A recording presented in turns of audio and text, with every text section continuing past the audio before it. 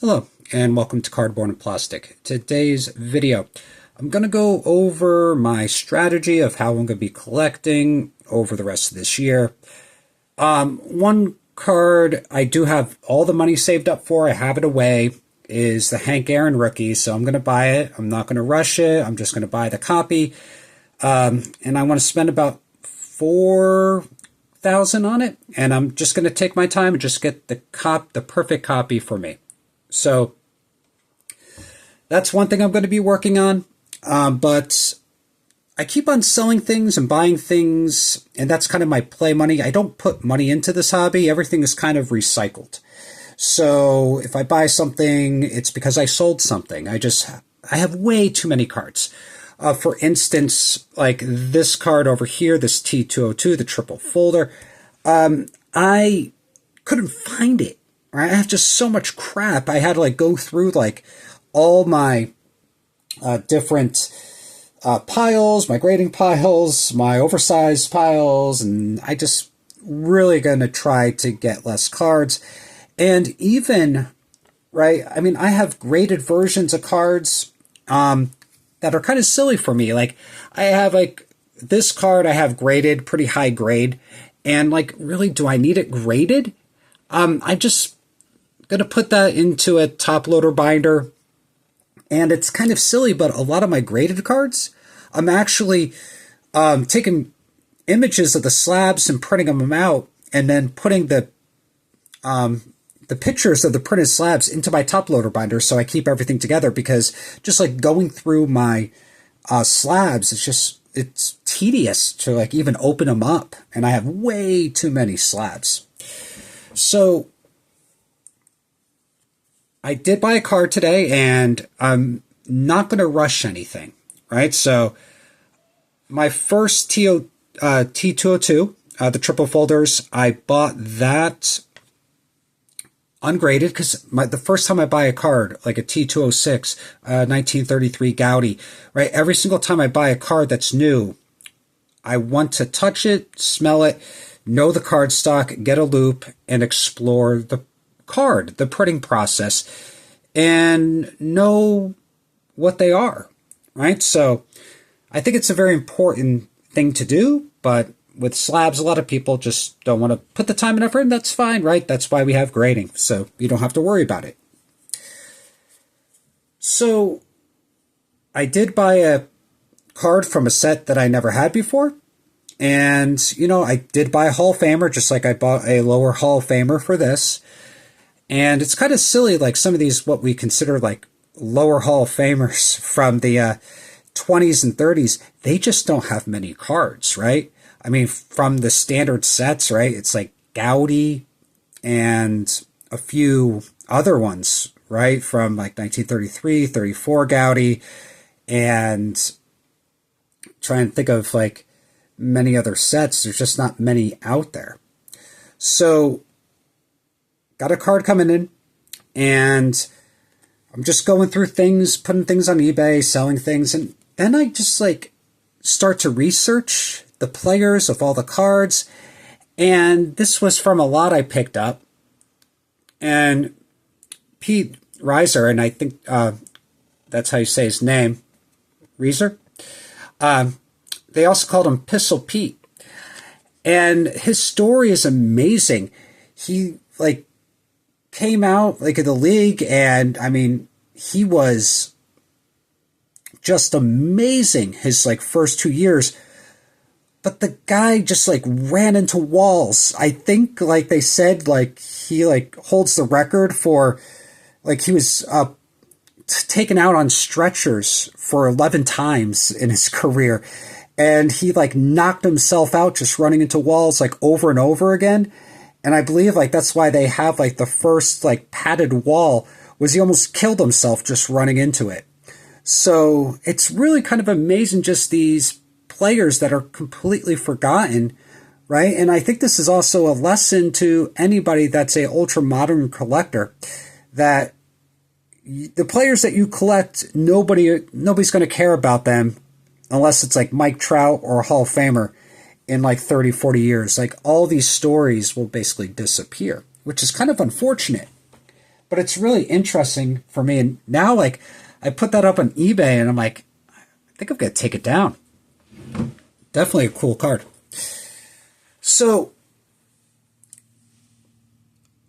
I'm not looking for anything in particular, and I think that's what kind of saves me in this hobby right now, that these prices are getting kind of crazy because I think a lot of people are chasing the same things, right? Like some of these like T206, Walter Johnson, Cy Young, the 33 Gaudy, DeLongs, right? Like these very specific cards. And these prices just keep on going up and up. There's a lot of people from ultra modern that are kind of getting sick of that. They're getting into some vintage, and as soon as they get into vintage, they just think tops. And these prices on Mickey Mantles are just ridiculous. I wanted to get a Mickey Mantle. I'm not touching those right now. And this is something that I'm just looking for things that just people don't like. For instance, right, I got this for a great deal, and I'll look for things like this. And also, because they're connected, it's worth less money because people don't want these oversized slabs. I could actually make a profit by buying this, right, and then cracking it, separating the cards, getting them individually graded by SGC or PSA, and then selling the individual cards, right, of the Spawn and the Berra. I think it's cool having them together, but a lot of people don't, right? So that is something that I'm just looking for, the stuff that just people don't like, or there's a lot of auctions out there. Just be patient and there's so much cool stuff that I want that it's not a big issue for me just being patient and waiting. One card that I do want, and I put an offer on, probably won't win, but I'm not going to overpay for it, is I'm working on the Stadium Club Beam Team set. By the way, it has to be the pack pulled cards. The members only is stupid for me, right? Those are just, they came in a set, right? Those were the packed pulled ones, and those were the cards that people were chasing back in the day. So definitely, that's my heyday of collecting right there. And I do want that Jordan. I'm going to put together the set. And I do want that set graded just to have everything together. And I did grow up there, right, in the 90s collecting. And a lot of shiny cards came out, right? That's why I even like the shiny cards, right? Looks beautiful. Maybe we should get more people, like modern collectors, into vintage. A very simple way. My daughter actually got some new supplies for Pokemon cards. She had some just like common cards, but she goes, I really like these cards. They just need to be jazzed up a little bit. So she got these great penny sleeves. And I have this beautiful 62 Brooks Robinson, and I just put it in this sleeve, and it just pops. So look at that. Just gorgeous. Right, so now we can actually make everybody a vintage collector.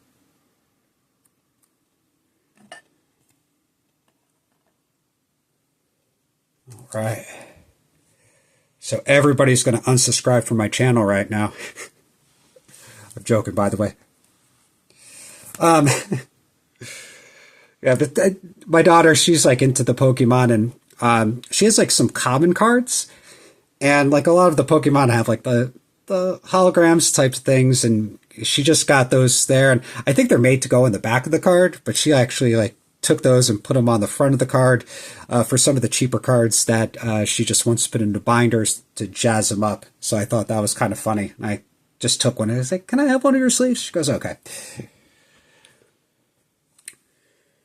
So I am like, my collecting is, I got the money set aside for the Hank Aaron, and I am just going to sell a lot of cards and just kind of just pick up things that I want. But I'm going to kind of stick to cards that are over like $100, like bigger type cards, And I am going to pick up like smaller type cards, but all those are just going to be like on COMC whenever I see like great deals. And what I'm going to do is get a card like this Brooks Robinson. If I already have one graded, I'll sell the graded, just put that in the top loader binder. There's just so many of those out there, and a lot of them in great condition. And none of them as sparkly as that card. So in the comments below, let me know, are you just getting a little frustrated by some of the prices of these key cards in the hobby? For instance, like the Joe DiMaggio 41 play ball that I have, like that's on a lot of people's radar right now. And there's just not a lot of those cards out there. And I got mine for like $450 back a couple of years ago. And like now that card, like those things are going for like for junk copies, $1,500, right? $2,000 for anything that has decent eye appeal. And I kind of see that in the hobby right now, that like a lot of these key cards are just way too much money, right? So that's why I'm like really just kind of looking at doing different things and just waiting and being patient for a great deal. So, I got a mail week this week coming up. I'm probably not going to put out a video until Friday or Saturday this week. So, as always, have a great day. Keep on collecting.